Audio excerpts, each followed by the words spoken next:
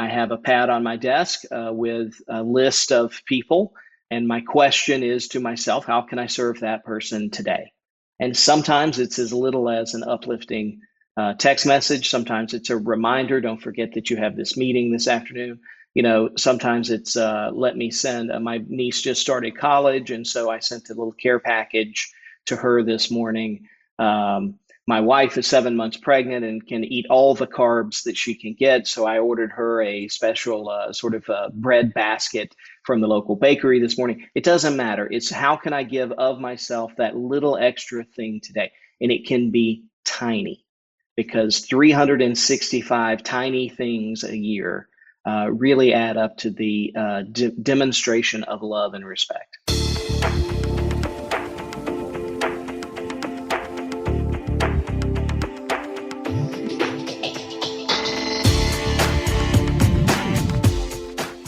Welcome to the Power of Respect podcast with Charlie Leichtweis, author of the book, The Power of Respect in Business. Charlie is one of America's foremost authorities on respect and leadership development. And now, here's Charlie. Hello, I'm Charlie Leichtweis. Welcome to another episode of the Power of Respect podcast. Today we are talking about the power of respect in family business and community service. Our guest today is Trey Taylor. He's a well-known author and speaker, and Trey holds leadership roles in a number of related companies, as well as managing partner of the Taylor Family Office. Trey is also heavily involved in public service in the Valdosta, Georgia area, and sits on a number of boards of directors. Trey, welcome to the podcast today. Charlie, so good to be with you. Good to see you. Good to see you as well. I wonder if we start with, if perhaps you could share with our audience how your role with your family's business has evolved into a leadership role. Yeah, I think it's a little bit of a different story. I'm in a multi-generational business. So we have 3 generations in our primary business, which is an insurance brokerage and financial services house. And my grandfather founded that business. He sold it to my dad, and then my brother and I inherited that business from him when he passed in an untimely way in 2005. And then I took it over from my brother before he passed in 2019. So I sort of, have been in that business for about 15 years. But when I was younger, my dad said to me, don't come into this business. Go do something else. He felt a little bit that the business was a little constrictive, I think, and we had enough sort of family members in the business. And so, I took a different path. I went to law school. I got early into venture capital and then into corporate development work with some pretty large corporations. And I sort of was hitting the peak of my career, the stride of my career, when I was recruited by AOL to come in and head up a divestiture strategy. They had bought a ton of companies, and they needed to raise $1 billion. And this was, back when $1 billion was real money.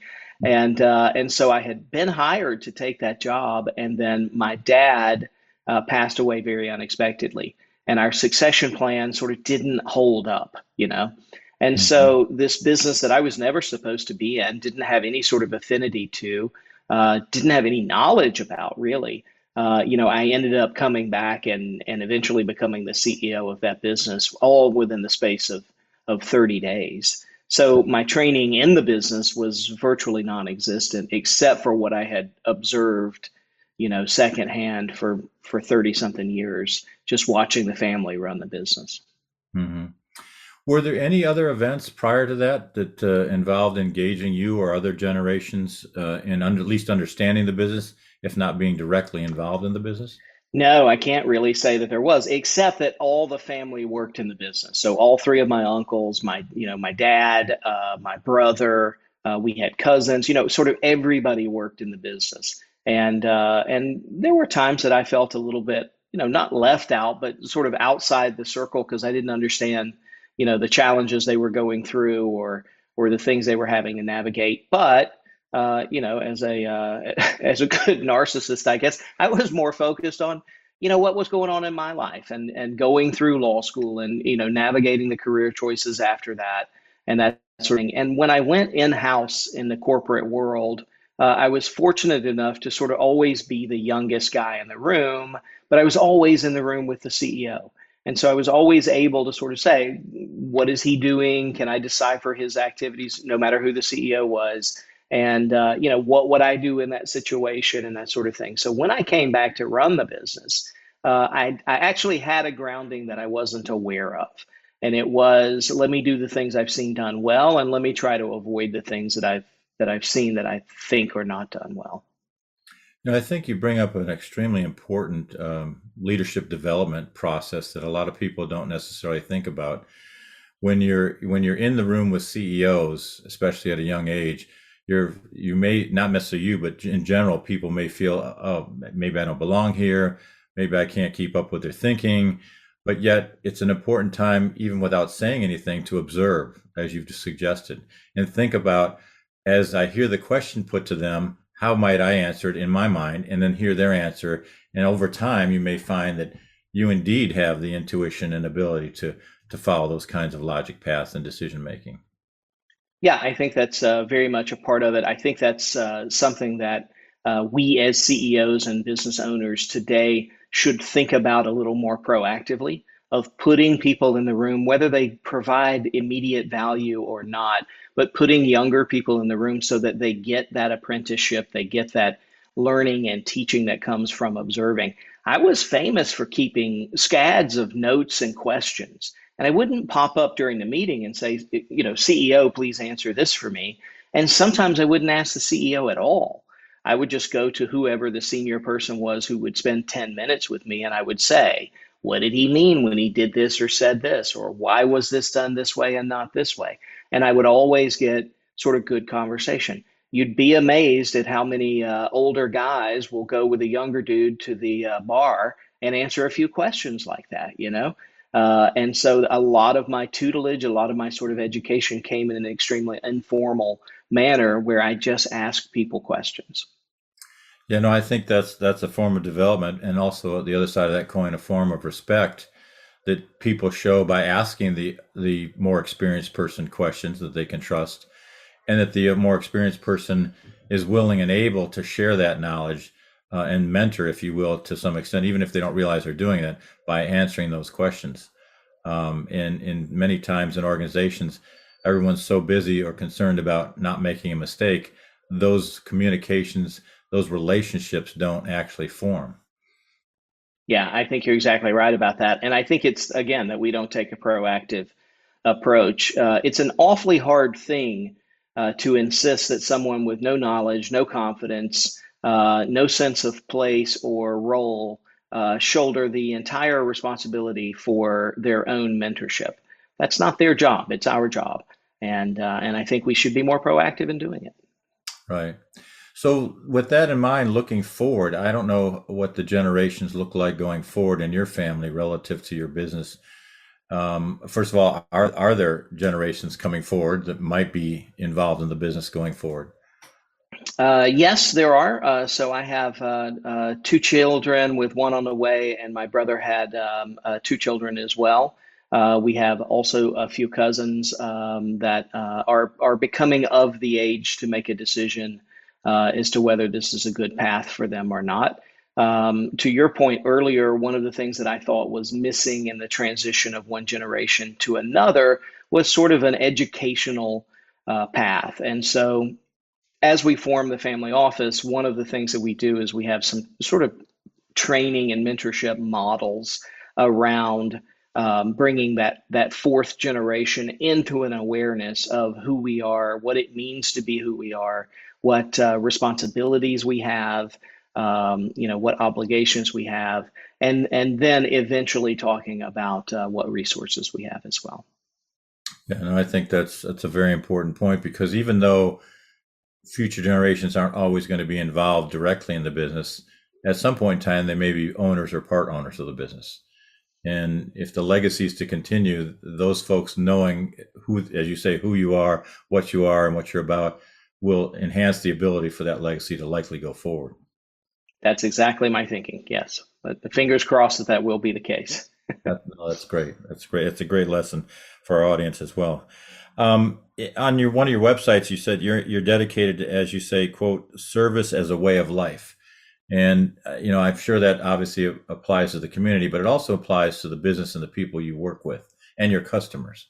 So It does. if you could say more about that, I'd really appreciate it. Yeah, sort of interesting to me. My dad was a tremendous Muhammad Ali fan.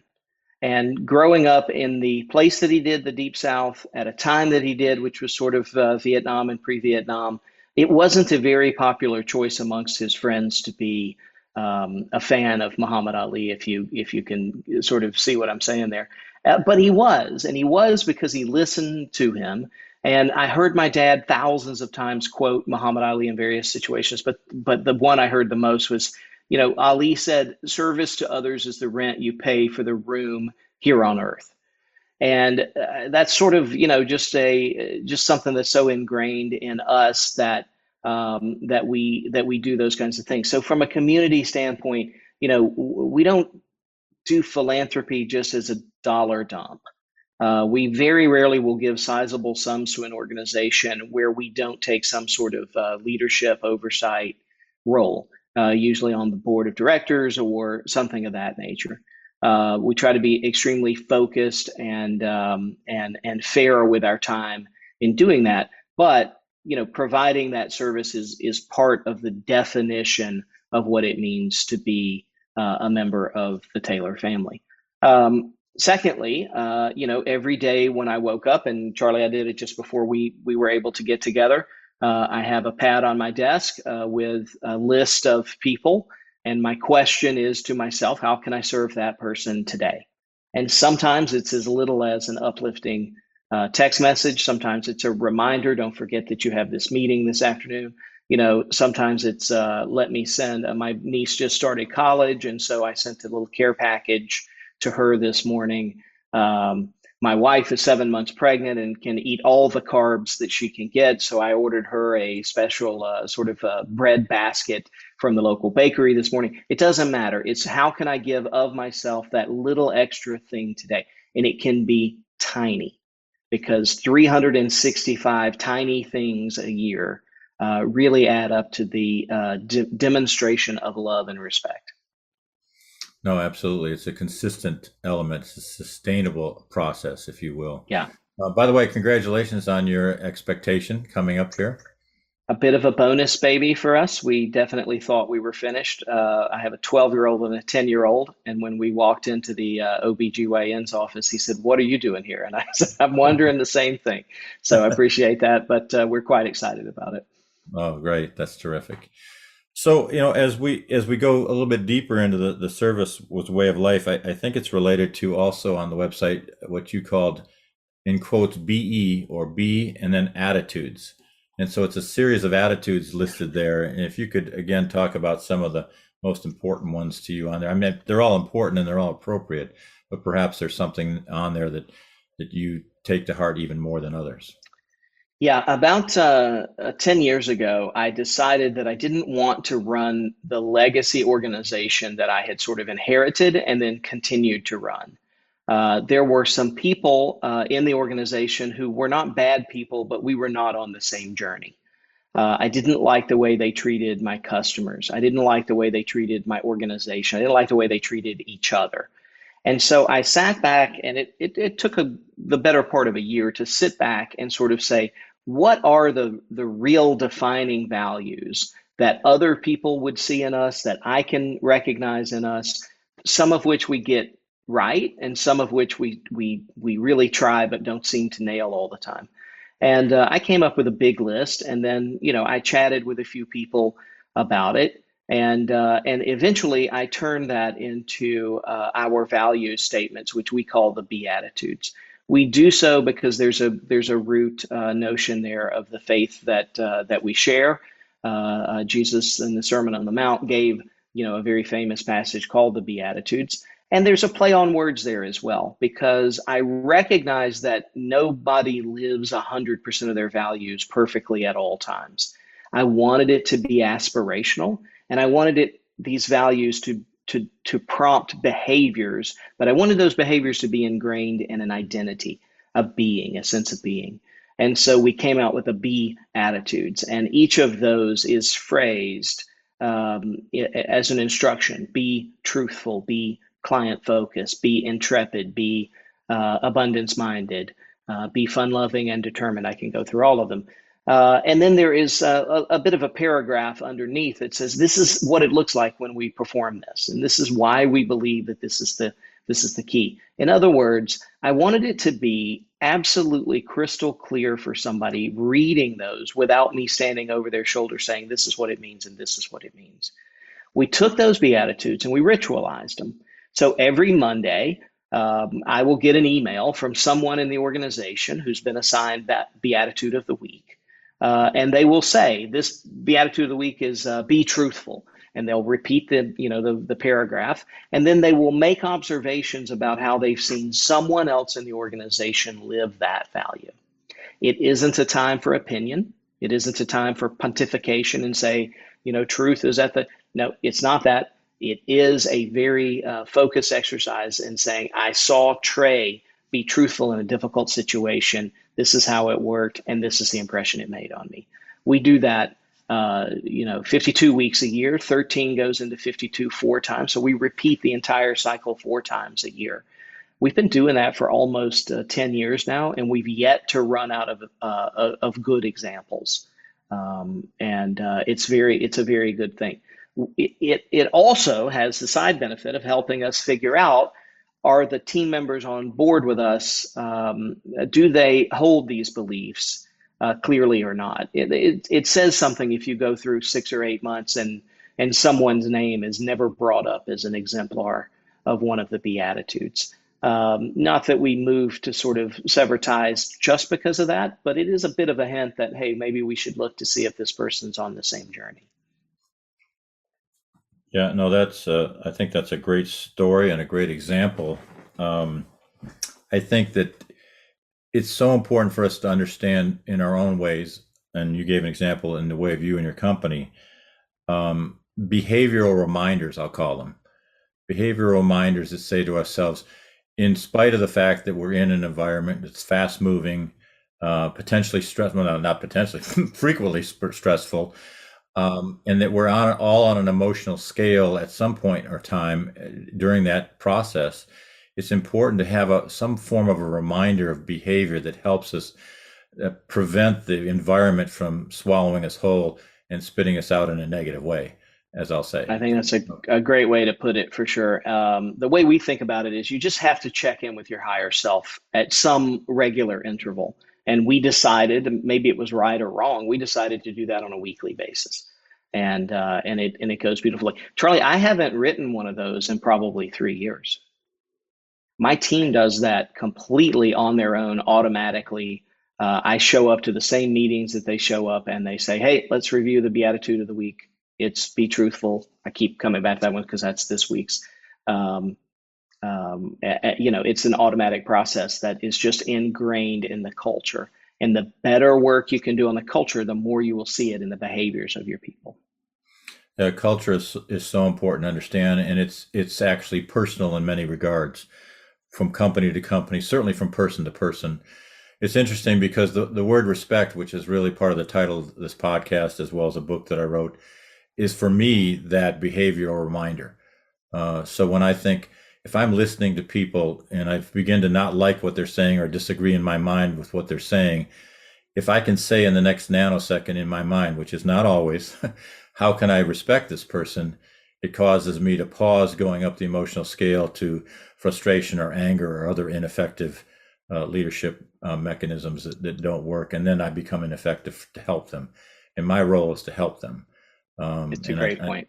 I think that you guys are exhibiting that same kind of attitude towards the people you deal with. So within that, and you've certainly mentioned some of them now. If you could expand on it, maybe not.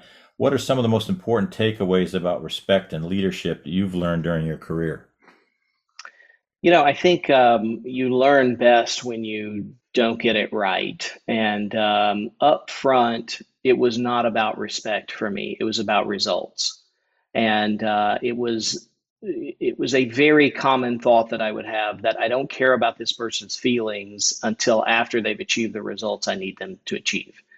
And, life has a way of sort of disabusing you of false notions. And so I had a very difficult time in my early career, sort of getting people to do the things that I knew needed to be done.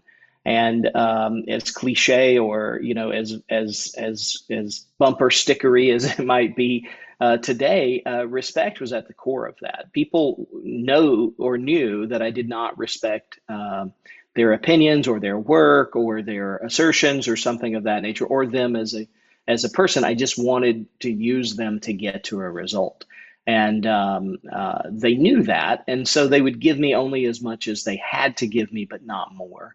When I began to understand that love is a verb, it is something you do to and for other people, regardless of the result or not. The result is tied up in my ego and who I am.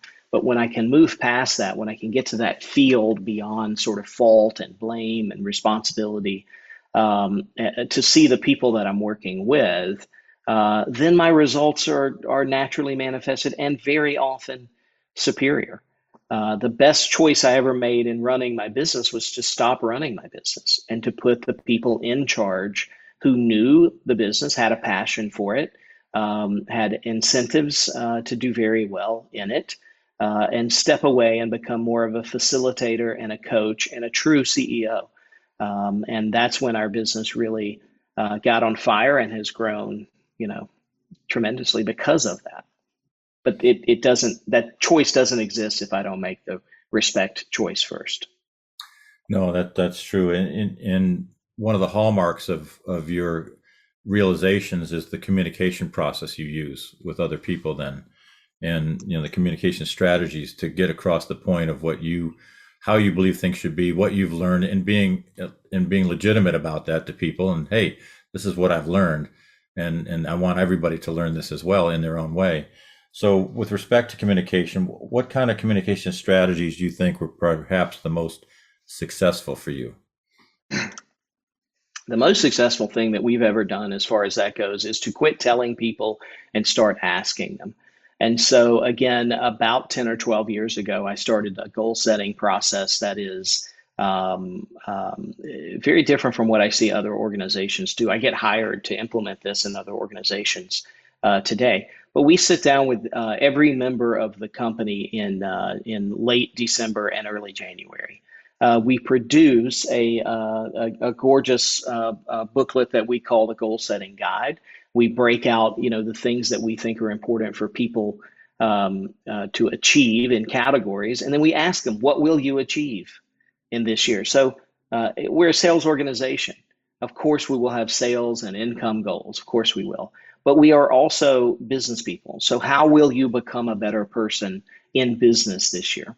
We have personal goals. How will you become a better person this year? And we have family goals as well. I don't fill any of those blank spots in that book. I don't care what goes on the book until it's on the book. And then I care very much, because my job is to assist, yes, in running the business and having that those sales and income figures become reality or beneficial to me, but also in helping somebody become the person that they are choosing to become, the business presence that they are trying to establish. And then the family goals is always my favorite thing. So we ask that if you have anyone in the family above 5 years of age, we'd love to see some sort of goal around that person. It's a little bit weird at first, a little bit uncomfortable at first for people who have never gone through goal setting at all, to think all the way down to that level. But we've had kids, we've been doing this for so long, we've had kids go through swimming lessons, go to their first trip to Disneyland, visit the graves of their grandparents, all of those kinds of things, which are intentionally done, add to the definition and the identity of the people that participate. And that is the real sort of secret. That's the code running in the background that makes our organization as special as I think it is. The engagement of generational passion at whatever level, in my mind, is the key to the future of the family business, whatever that future may be. Very much agree. So that's so and you've listed some great things here. What would you say you're most proud of as a leader? That first year, as emotionally difficult as it was, my dad passed in January, and he had set some very high level goals for the organization. And when I came in, I said, I'm going to hit those goals. I'm not going to lose a single customer, and I'm not going to lose a single team member. I didn't have good reason to have those goals. They probably weren't the right goals, but it was a point of pride to me to say, I can take this, I can make this happen as a show of respect for my father. And when I enlisted other people in that mission, we exceeded the goal. We didn't lose a single customer, and we didn't lose a single team member that year. And when I look back on the hardest thing that I've ever done, that year was the hardest thing because I was not able to be in mourning with my dad.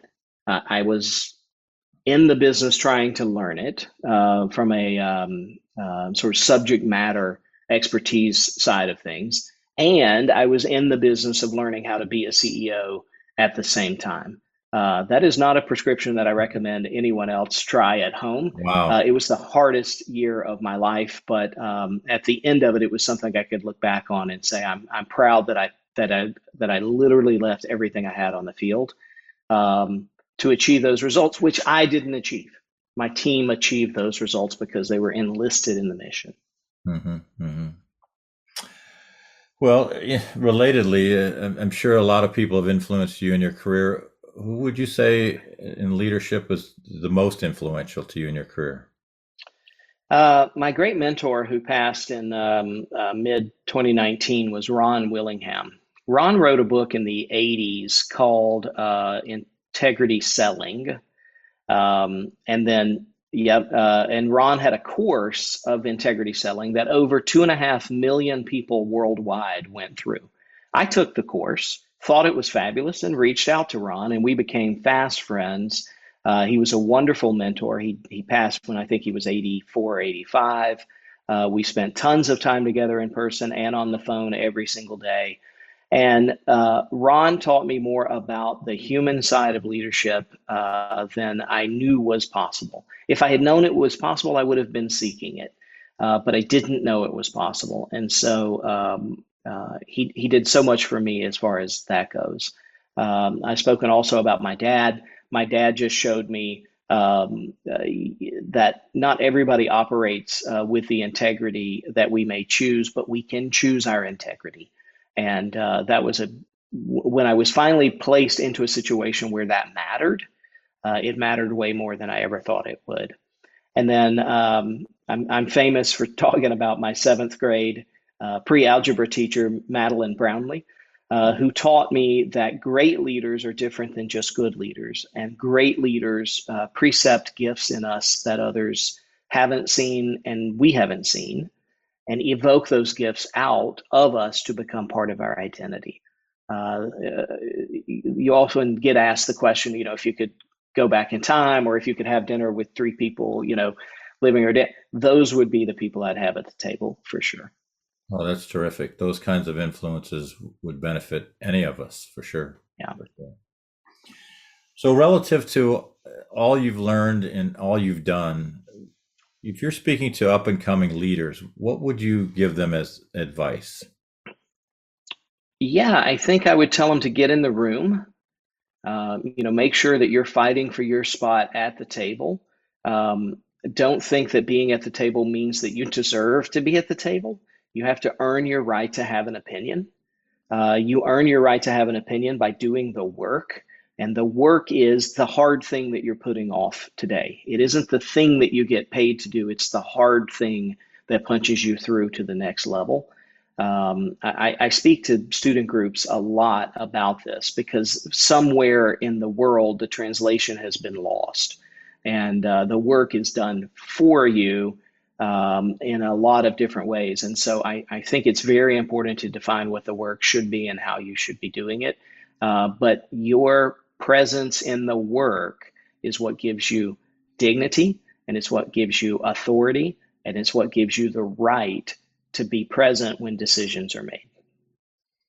That's great. That's terrific. And I think that for all of our listeners, that's going to be a very valuable takeaway along with the others in this conversation. But Trey, this has been terrific. I've enjoyed this conversation. I've learned a lot from this conversation, so I appreciate you and your time. Charlie, really good to be with you. I appreciate you taking the time to listen to some of the things I have to say. Absolutely. I want to thank Trey Taylor for being with us today, and I especially want to thank you for listening to this episode of the Power of Respect podcast. If you like what you've heard today, please consider sharing the podcast and visit our website at expertsinhow.com. A quick reminder, if you'd like to read my book, The Power of Respect in Business, it's available on Amazon. And thanks again for listening. And remember, respect builds trust, trust builds relationships, and relationships are the key to leadership. Thank you.